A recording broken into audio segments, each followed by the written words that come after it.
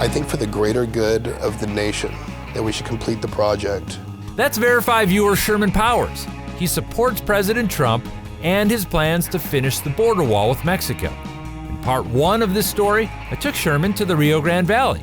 Now he'll decide what's more important, the wall or the rights of landowners with property in the way. My name is David Schechter. I'm a veteran reporter, and now I work for you. I'm taking real people out on the road to get their questions answered, and you're coming along for the ride. This is Verify Road Trip.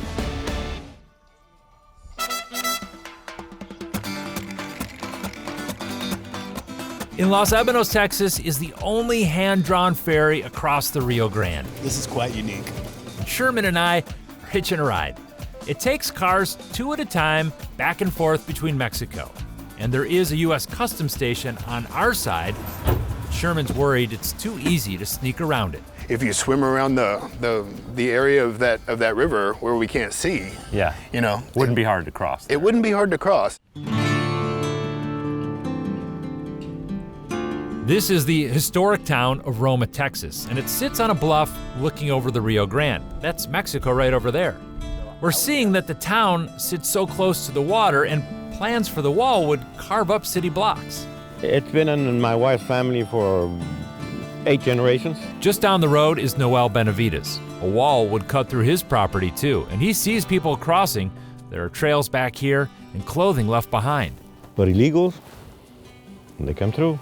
Noel supports a strong border, but he thinks that can be accomplished with more agents and more technology, not a wall. You know, why spend $20 billion on something that's not going to be effective?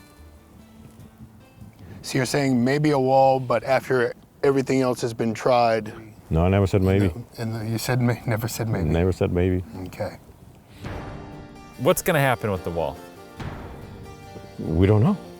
If you're just, you know, waiting for the price to go up on your land, or if you're doing something on your own. The price is besides the point. It's what they're trying to do. It's just beautiful, and to come in and destroy that,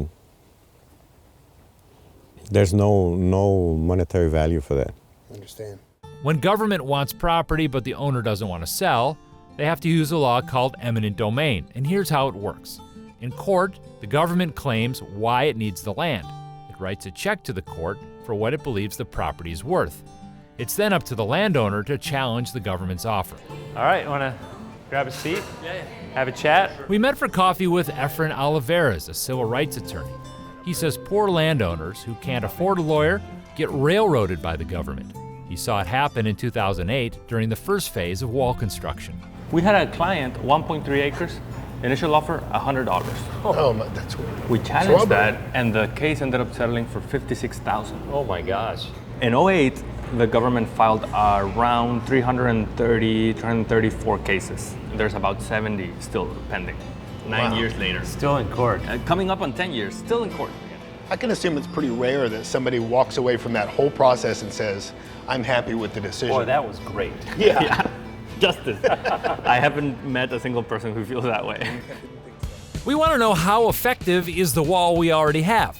Customs and Border Patrol declined to speak to Sherman because he's not with the media. So instead, we sent Sebastian from our crew on a ride-along. Within 10 minutes of riding, we hear a call on the radio and it says, they're moving packages, they're moving packages. 10-4, 10-4, 970. But as soon as they said packages, they went, oop. And I went, okay, so here you go, Sebastian. And he opens the door and starts running. So I opened the door and I started running after him.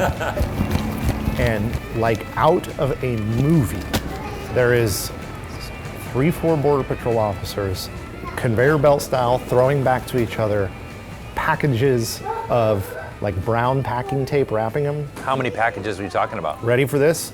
Ready for this? More than 900 pounds of marijuana. What a haul. Did the Border Patrol at any time mention how the border wall has helped them in their job?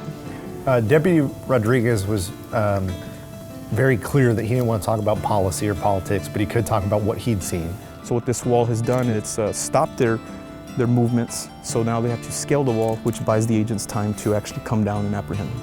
You know, anywhere from 30 up to 50 illegal aliens trying to get past these points at one time. Now the average group size, I'd say maybe is about 15, anywhere from 10 to 15 in this area. So it's cut in half at least. So he said that in his experience, having a physical barrier there is giving them more time to catch the people that are trying to climb it or get around it.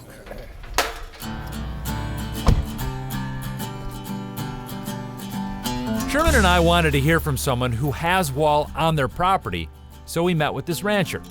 But he's concerned about the violence of drug cartels in Mexico and asked not to be identified. 2008, was our worst year. They cut our fences, then our cattle's out. At this area right here, you could see 50 people at a time crossing. After the wall went up, he says most of that activity stopped. And people talk about the wall don't work. They don't know anything about whether the wall works or not. But I'll tell you it works.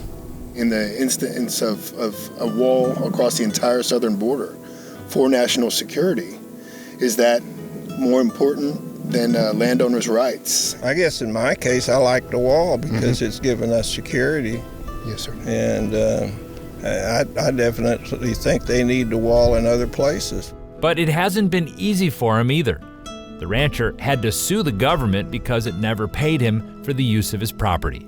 And I don't mind, losing the value, but I don't think I should have to pay for the rest of the people in the United States for their security. I think everybody needs to pay us for what we furnish the government. At the beginning you said, hey, we need to finish this job. The government decides to build, you're going to go for the government or are you going to go for the landowner? I have to go for the government because the landowners are going to probably say no because they have a personal stake in the land. And you would probably too. I would. I absolutely would. And for this wall to come in, it's going to hurt a lot of people and the environment in a lot of different ways. But I have to just, go with my heart there and say that overall, for the safety of the United States, that the wall is a good idea. But don't take my word for it. Take his.